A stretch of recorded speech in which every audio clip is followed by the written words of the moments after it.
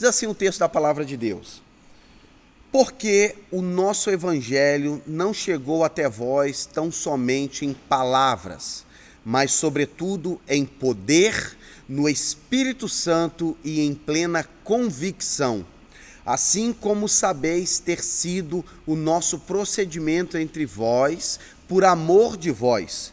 Com efeito, vos tornastes imitadores nossos e do Senhor, tendo recebido a palavra, posto que, em meio de muita tribulação, com alegria do Espírito Santo, de sorte que vos tornastes o modelo para todos os crentes na Macedônia e na Acaia, porque de vós repercutiu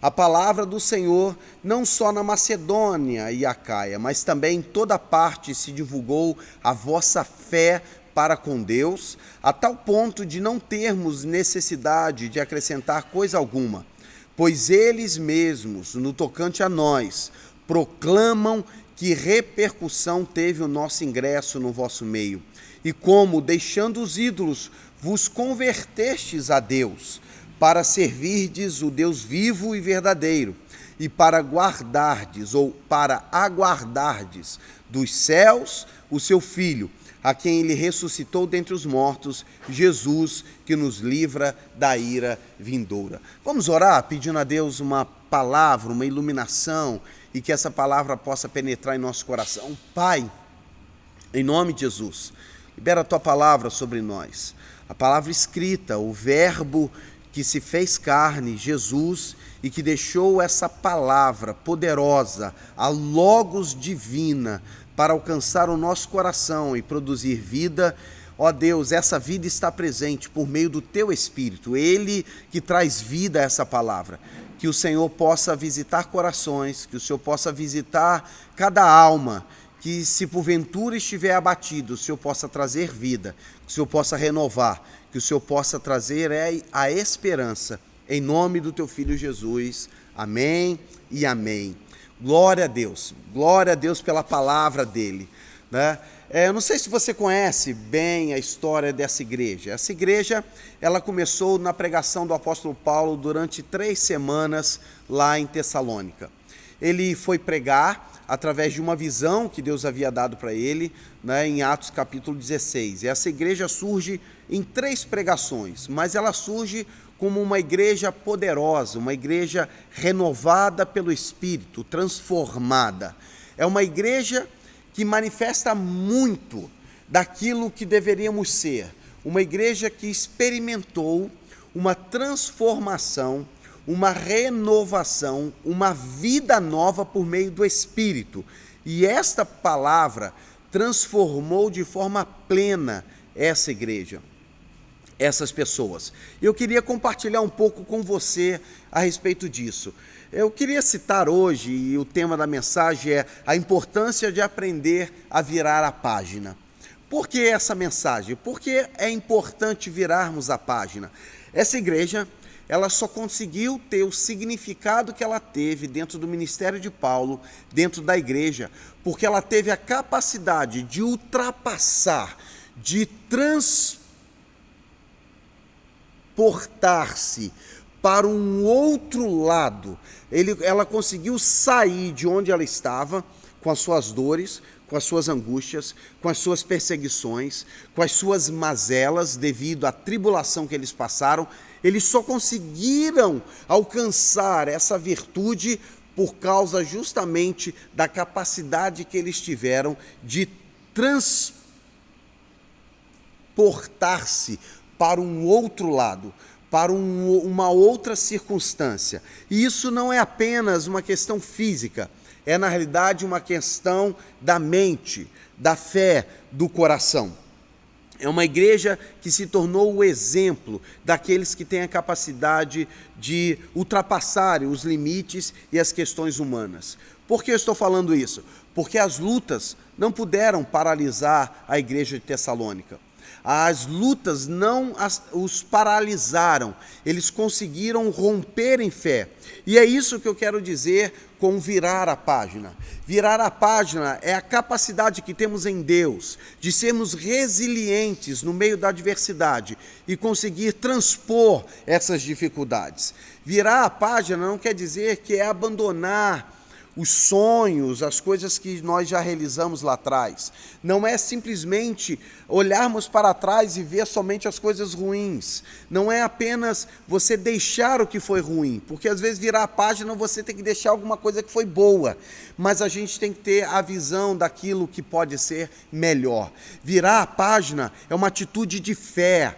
Virar a página é acreditar que Deus tem algo além, é acreditar que Deus pode nos levar além, que Deus pode fazer algo mais. Quando nós viramos a página, nós queremos dizer que nós estamos progredindo, que nós continuamos crescendo, que estamos nos desenvolvendo e que nós estamos alcançando a maturidade. Virar a página, deixar coisas para trás e seguir para o alvo que Deus tem para nós, é quando nós progredimos, nós crescemos e nós amadurecemos. Tem coisas boas lá atrás? Tem. Tem coisas extraordinárias que aconteceram? Com certeza. Mas, na realidade, nós precisamos prosseguir para aquilo que Deus tem para nós. Você só consegue progredir na leitura de um livro quando você chega na conclusão daquela página, ou no final daquela página você vira. Se você não for de página em página, se você não avançar página por página, você não conclui a leitura do livro. Então você precisa caminhar nesse sentido, aprender a virar página por página. Tem uma história que aconteceu comigo lá em Petrópolis, minha primeira igreja, a igreja do Indaiá. Eu tinha um presbítero lá, ele continua hoje em Petrópolis, mas ele está na central hoje, que é o presbítero Pereira. O presbítero Pereira, de vez em quando, ele citava a respeito de algumas coisas que haviam ocorrido na igreja do Indaiá, que eram muito boas, coisas que haviam ocorrido e que eles tinham esse prazer. E eu sempre falava para ele que eu não gostava de ficar só olhando para trás, porque aquilo que ocorreu nos formou. Aquilo que ocorreu formou a nossa identidade, nos deu a capacidade de sermos quem nós somos. Mas aquilo que aconteceu lá atrás, ela teve apenas essa capacidade de nos formar. Ela não consegue ter vida se não for em nós e nas nossas lembranças. E às vezes nós ficamos apegados lá atrás. Então ele dizia que eu não gostava de ficar olhando para trás, que eu não era saudosista. Não é a questão de ser saudosista, é a questão de a experiência que eu tive, a vivência que eu tive com Deus, o relacionamento com o Pai, as experiências de tribulação ou de alegria, simplesmente me deram know-how para ser quem eu sou, mas o que Deus tem está no hoje e no nosso futuro. E é isso que nós precisamos ter no nosso coração, ter essa capacidade de viver coisas novas, ter a capacidade de virar a página e vivenciarmos aquilo que Deus tem para nós hoje. Eu queria só fazer alguns destaques da igreja de Tessalônica, algumas coisas que a igreja apresenta. Primeiro, uma característica muito forte que nós lemos aqui no texto, eles tiveram a capacidade de abandonar a vida velha, a vida antiga, para assumir algo novo.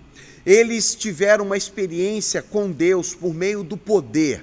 A Bíblia diz, Paulo disse, que o evangelho que chegou até eles foi um evangelho de poder. Isso é algo extraordinário, virtude espiritual. Outra característica é que eles tiveram uma transformação por meio do Espírito. E Paulo diz que eles tiveram força e alegria no Espírito. Força e alegria no Espírito. Paulo também diz que eles tiveram uma transformação em plena convicção. Fé. Uma característica da igreja de Tessalônica é a fé. E esta fé também trouxe algo que aconteceu neles, que foi uma transformação. E Paulo diz que eles se tornaram imitadores de Jesus Cristo. Eles foram imitadores, eles se tornaram pequenos cristos para agora representarem aquilo que Deus queria fazer na terra por meio de Jesus, e eles deram continuidade a isso. E uma outra característica é a resiliência. Eles foram capazes de resistir às adversidades e permanecerem fiéis dentro daquilo que Deus havia dado para eles. Por que eu estou falando da importância de virarmos a página? Porque precisamos ter essas características em nossa vida e continuarmos a seguir. Precisamos continuar seguindo no projeto de Deus. Não permita que as decepções anteriores te paralisem. Tente de novo, continue, caminhe a segunda milha, ande um pouco mais, faça um pouco além do que você já fez. Permaneça fiel no chamado que Deus colocou na sua vida. Vamos andar, vamos caminhar um pouco mais. E para isso, eu quero deixar algumas características aqui, para você, para mim, para a nossa reflexão. Alguns conselhos que podem ser úteis na sua vida. Primeiro, identidade. Você precisa ter consciência de quem você é em Deus. Você precisa saber quem você é. Viva quem você é em Deus. Permita que a reconfiguração que Deus projetou para nós ocorra de forma plena. Que o Espírito de Deus tenha liberdade de agir em nós e nos transformar segundo a vontade de Deus. Permita que o Espírito de Deus haja na sua vida e que Ele te transforme segundo o propósito do nosso Pai. Isso é algo extraordinário. Jesus, ao receber o batismo de João, diz o texto que uma voz veio do céu e essa voz bradou: "Este é meu filho amado, em quem eu me comprazo." Dentro da filosofia, dizem que nós temos 5 perguntas que nos movem. A primeira pergunta é a respeito da nossa origem, de onde nós viemos. A outra pergunta se refere à nossa identidade, quem nós somos. Outra pergunta fala sobre o nosso propósito, para que estamos nesse mundo. Outra pergunta fala sobre moralidade, como devemos viver, qual é a maneira que devemos viver. E o final é: qual é o nosso destino, para onde nós vamos após a morte. São as perguntas que a filosofia enfatiza.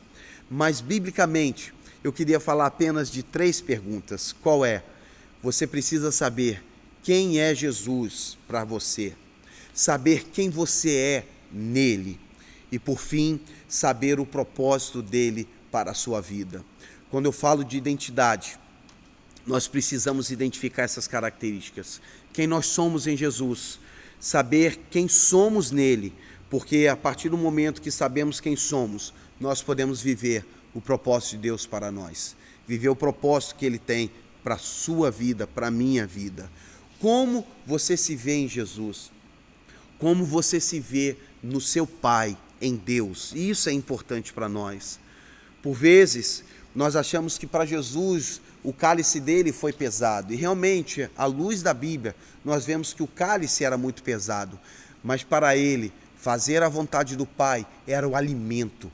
Fazer o que o Pai queria o movia, o mobilizava, o impelia. Fazer a vontade de Deus. Entenda, quando o texto diz que o Pai falou para ele, bradou dos céus: "Este é o meu filho amado, em quem me comprazo." Jesus não havia feito nada ainda da obra que ele havia vindo para fazer. Ele não tinha feito nada. E o amor do Pai estava sobre ele, independente do que ele fazia. Entende a importância que nós temos? Entende a importância que há em saber quem é Deus para você e quem você é nele? Porque a partir do momento que você sabe quem Ele é, que você sabe quem você é nele, você não fica preocupado, você não vive um legalismo, você não está preocupado no que você vai produzir, porque você sabe que você é amado. Você saber quem você é, quem é Deus, você vive de forma livre, Você é livre porque você sabe que você é amado não pelo que você faz, mas por quem você é, por quem nós somos. A filiação é pautada nesse relacionamento em amor e não nas obras. Nós amamos o Pai, mas o Pai nos amou primeiro. E saber quem somos nele nos dá um relacionamento livre.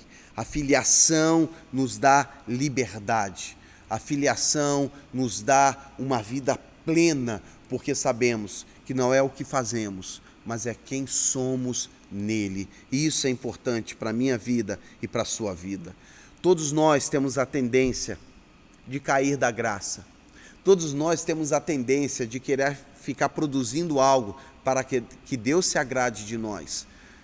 Não conseguimos produzir nada que consigamos agradar a Deus. A única coisa que ele diz que devemos produzir é que devemos crer no Filho para poder então viver no Pai. Ele diz que isso nos basta, simplesmente que creiamos que Jesus é o Filho de Deus.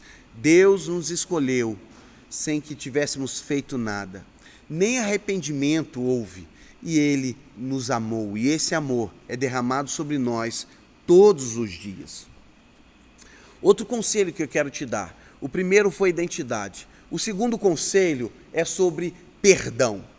Eu queria apresentar para você essa característica bíblica fundamental para a sua vida e para a minha vida, que é a característica do perdão. A Bíblia nos ensina que nós precisamos aprender a perdoar e nós precisamos aprender a receber o perdão. Não só liberar perdão, mas também receber o perdão de Deus. Nós precisamos aprender a viver mais sem culpa. Nós precisamos aprender a viver mais o perdão de Deus e a receber esse perdão e também a ministrar, a liberar o perdão sobre os outros. Precisamos aprender a viver mais leves, precisamos aprender a viver sem peso extra. Não estou falando dessa gordura aqui, não estou falando do meu peso, eu estou falando do peso da consciência, o peso da alma, o peso do coração, que precisamos aprender a liberar, a deixar de lado e receber graça. Há muitas pessoas que estão deprimidas porque elas não aprenderam a perdoar e nem mesmo a receberem o perdão. Estamos tomando veneno todos os dias, esperando que isso mate a nossa dor, que por vezes achamos que é o outro. Precisamos aprender a liberar o perdão sobre as pessoas que estão feridas e nos feriram. Precisamos aprender a liberar isso sobre nós. Sabe por quê? Quando não liberamos o perdão, quando você almoça, essa pessoa se assenta à mesa com você. Quando você vai dormir, essa pessoa se deita com você. Quando você vai tomar banho, essa pessoa está lá com você, porque ela não sai da sua mente e do seu coração. Precisamos aprender a receber o perdão e a dar o perdão. O perdão tem adoecido muitas pessoas. O perdão tem dilacerado a alma de muitas pessoas, porque você não conseguiu liberar isso ainda. O meu convite para você, para ser como essa igreja de Tessalônica, ainda que eles receberam dores e perseguição, eles aprenderam a deixar isso na mão do Pai, a deixar isso com Deus. Por quê? Porque não há outra alternativa a não ser deixar isso com o Pai. Não temos como viver se não aprendermos a dar e a receber o perdão. Quando nós julgamos o outro e mantemos um juízo sobre ele, nós nos colocamos na condição de juiz. E ser juiz sem conhecer o todo, nós com certeza daremos uma sentença equivocada, errada. Precisamos aprender a deixar isso em Deus, na mão dele. Existem pessoas que estão destruídas por uma atitude errada que tomou no passado. Elas estão enraizadas em dores e elas não conseguem liberar o perdão. Você precisa hoje aprender a deixar isso em Deus. Não há história humana sem marcas. Todos nós somos marcados. O que é difícil para você é difícil para muitas outras pessoas. O que é difícil para você é difícil para mim. Eu também tenho marcas, eu também tenho dores. Todos nós temos, mas nós precisamos aprender a colocar isso em Deus e recebermos o perdão por aquilo que tem nos atormentado, por coisas que fizemos no passado. Precisamos deixar isso em Deus, como também precisamos aprender a receber o bálsamo da parte dele e liberar isso diante da cruz. Jesus quer nos auxiliar hoje a liberarmos o perdão e a recebermos o perdão.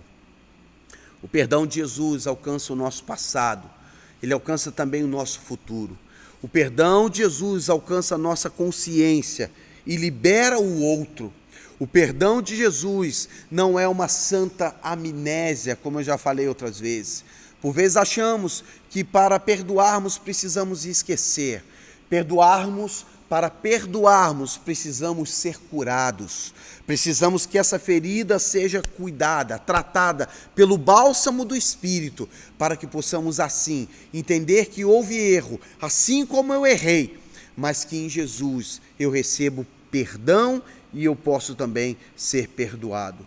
O perdão é a única maneira que Deus tem para curar a nossa alma e as feridas da nossa consciência. E por fim, além da identidade, além desse perdão, eu quero também dar uma direção e fazer uma observação. Precisamos aprender a viver de forma a reconhecer todos os dias a dádiva da vida e a boa mão do Senhor sobre nós. Isso chama-se gratidão. Eu quero convidar você a viver de forma mais grata. Todos nós precisamos aprender a sermos mais felizes. Eu recebi um livro de um amigo uma vez, que fala sobre o jeito Harvard de ser feliz. Um livro extraordinário que fala da felicidade. Pastor Suami que me presenteou com esse livro. E é um livro extraordinário. Aconselho você. Porque as pessoas bem-sucedidas não são as pessoas que alcançam o primeiro sucesso e depois elas acham que vão ser felizes. As pessoas bem-sucedidas são as pessoas felizes, porque quando ela é feliz, ela não depende de circunstância externa para que ela tenha felicidade, porque a felicidade dentro de nós. E nós sabemos que a felicidade plena está em Jesus Cristo. Às vezes nós construímos nossas vidas na busca daquilo que não temos. E toda realização, ela fica sempre apontando para o futuro, que por vezes nunca chega e nem chegará, porque estamos presos, estamos atormentados, estamos infelizes, querendo que através de algo que aconteça, tenhamos felicidade. Precisamos disso dentro de nós, precisamos disso em nossa mente e no nosso coração. Às vezes achamos que temos que ficar produzindo algo para sermos felizes, porque nós achamos que só seremos amados se nós realizarmos algo. O Pai já nos amou, o Pai nos adotou e isso nos basta, essa paternidade. E sabe o que acontece? Obras, a realização de algo é viciante. Sim, é viciante. Às vezes temos e buscamos o prazer nessas coisas. Achamos que numa conquista após a outra nós nos sentiremos mais felizes. E quando conquistamos algo, nós precisaremos de uma dose mais forte e teremos que conquistar outras coisas. E nós acabamos viciados em produzir algo, achando que isso vai trazer felicidade. Por isso o apóstolo Paulo, ele apresenta uma característica interessantíssima para nós que somos filhos de Deus. Ele chama de contentamento. Contentamento é você estar satisfeito em Deus com tudo que você tem. Estou falando de inércia, não estou falando de comodismo, eu estou falando de alguém que descansa em Deus por aquilo que ele conquistou. Por alguém que descansa em Deus pelas realizações que tem e que essas realizações que ele terá não faz parte ou acrescentará algo à identidade dele, porque ele já sabe quem ele é em Cristo Jesus. Um outro termo que é utilizado para isso é a shalom. Shalom é quando você está realizado em Deus, você tem a paz, a saúde, a provisão, o cuidado, a alegria, a tua alma está alegre e satisfeita em Deus. É quando nós somos e dependemos única e exclusivamente dEle. Isso é a gratidão. Eu tenho muitos amigos em Petrópolis, muitas pessoas que deixei lá. Hoje mesmo eu falei com um amigo, pastor Márcio está fazendo aniversário, quero parabenizá-lo mais uma vez, e hoje eu liguei para poder dar os parabéns. Mas eu me lembro também de um outro amigo que me chamou a atenção no momento que eu estava projetando algo para o futuro, pastor Paulo Azevedo. Eu me lembro que eu estava projetando tantas coisas e ele me chamou a atenção e disse: Léo, você não para celebrar as conquistas que você já teve. Você é uma pessoa que está sempre buscando realizar algo. Isso me chamou muita atenção, porque às vezes nós não celebramos as conquistas que já tivemos. Nós ficamos projetando a ampliação da casa e não celebramos a casa que temos. Nós projetamos a faculdade que vamos ter, a pós-graduação ou mestrado, e não nos alegramos em Deus por aquilo que nós já temos. A Bíblia nos ensina a estarmos contentes em Deus por aquilo que Ele já nos deu. Nós precisamos aprender a ter um coração grato pelo cuidado, pela boa mão que Ele tem colocado sobre nós, derramado sobre nossa vida. Precisamos aprender a ter um coração grato. Eu quero convidar você a celebrar o que você conquistou, ser gratos pelas conquistas que você já teve. Gratidão é o reconhecimento que você tem em Deus pelo que Ele já te deu, ou reconhecimento de pessoas. Pare para imaginar quantas dádivas você já teve de pessoas que você ama, da sua mãe, a dádiva da vida, do seu pai. Ainda que você um dia foi abandonado, hoje você existe porque alguém te deu a vida, e principalmente Deus. Precisamos aprender isso, a celebrar o que nós temos. Deus fazia isso nas Escrituras. Sempre falava para o povo judeu celebrar festas. Eles tinham que celebrar festas, porque essas festas eram para rememorarem aquilo que Deus havia feito.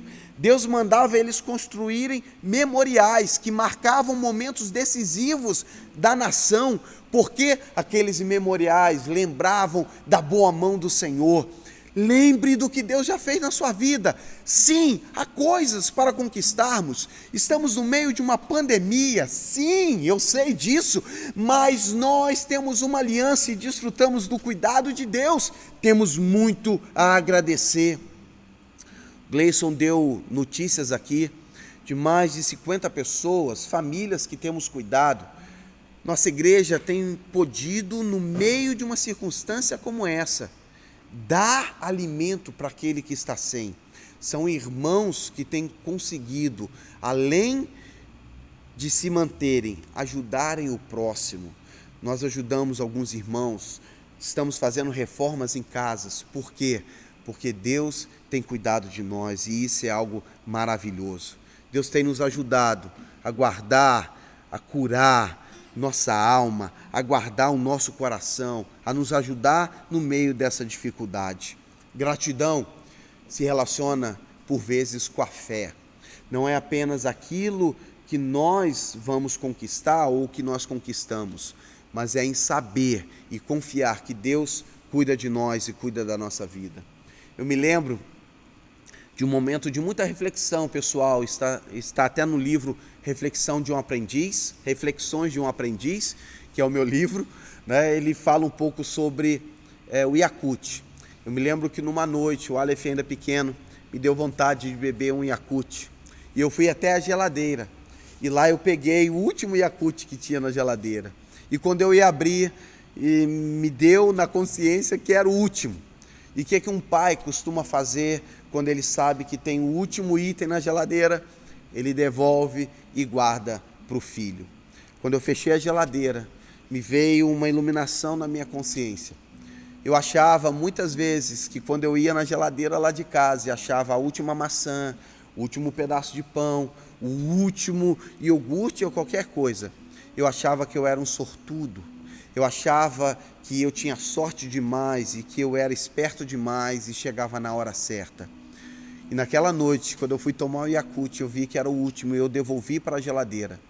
Eu lembrei da minha mãe, do meu pai, das pessoas que moravam na minha casa. Ali eu entendi que quando eu chegava na geladeira e tinha sempre o último pedaço de alguma coisa, era porque alguém abriu mão para que eu pudesse ter. Gratidão é poder ter no nosso coração o reconhecimento que existem pessoas que cuidaram de nós, que nos alimentaram, que zelaram pela nossa vida, ainda que a gente não tinha consciência. Isso é gratidão. Quero encerrar com uma pequena história. Com 5 anos de casado, eu tive uma crise no meu casamento, e naquela crise, no meu coração brotou uma dúvida se a gente ia conseguir continuar ou não, se a gente ia conseguir ultrapassar aquilo. Aquela batalha durou 1 para 2 meses no máximo, foi 1 mês e pouquinho, e ali eu precisei tomar algumas decisões, precisei aprender a perdoar e a ser perdoado. Naquela situação, eu ainda mantinha viva no meu coração a vontade de Deus, o propósito de Deus, eu tinha vivo ainda os projetos de Deus, mas os desafios eram grandes, porque eu causei marcas e eu também fui marcado naquela situação. E naquele momento, quando a gente foi se ajustar e um pediu perdão para o outro, nós precisamos ali naquele momento aprender a virar a página, a deixar o que havia corrido para trás para podermos prosseguir e continuar. Eu não poderia ficar olhando para o que aconteceu, porque senão eu ia ficar paralisado, eu ia parar. Era uma fatalidade, algo que me feriu e que eu feri também. Mas naquele momento, a coisa certa a fazer era virar a página e seguir para aquilo que Deus tinha projetado para a nossa vida. Nós só vimos a sequência da nossa história. Eu só posso estar hoje com a minha família, com um filho do lado, porque eu tomei a decisão de virar a página. Precisamos para isso saber muito bem quem nós somos, saber da nossa identidade de filho, saber que Deus nos deu a capacidade de perdoarmos e sermos perdoados. Não é algo nosso, mas é a capacidade que Ele coloca em nosso coração. Quando nós sabemos quem nós somos, que nós somos filhos, isso traz paz ao nosso coração, nós ficamos pacificados. Quando nós aprendemos a perdoar e sermos perdoados, isso é libertador. E quando nós aprendemos a ter um coração grato, isso na realidade apresenta o reconhecimento e a confiança que o bom Deus há de permanecer com a sua mão sobre a nossa vida. O que eu convido a você nessa noite é viver essas coisas na sua vida. Saber quem você é filho. Saber que você precisa ter no seu coração o perdão e aprender a perdoar. Isso há de libertar a sua vida. E você e eu, todos nós precisamos aprender a ter um coração agradecido a Deus e às pessoas que nos cercam por toda a dádiva que Ele tem colocado sobre nós. Esse é o meu convite. A exemplo da igreja de Tessalônica, que em meio às adversidades permaneceu resiliente naquilo que Deus tinha para ela. E eu quero orar com você.